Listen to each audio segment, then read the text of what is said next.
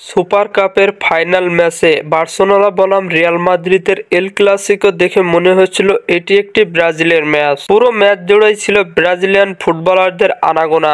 Raphinha, Vinicius junior এবং Rodrigo গোয়েজ প্রত্যেকে চমৎকার ফুটবলের প্রদর্শনী দিয়েছে। এই দিন তারা দেখিয়ে দিয়েছে কিভাবে ফুটবল খেলতে হয়। রাফিনহা বার্সেলোনার 5-2 গোলে জয়ের দিন 2 গোল করার পাশাপাশি সতীর্থ গোলের অবদান রেখেছেন। অর্থাৎ রাফিনহা এই দিন 5টি গোলের মধ্যে 3টি গোল করেছেন তিনি। এক কথায় বার্সেলোনাকে একাই জিতিয়েছেন রাফিনহা। অন্যদিকে রিয়াল মাদ্রিদের হারের দিন উজ্জ্বল ছিল রদ্রিগো গোয়েজের পারফরমেন্স। ফ্রিকিক থেকে অসাধারণ গোল করে ব্রাজিলিয়ান তারকা।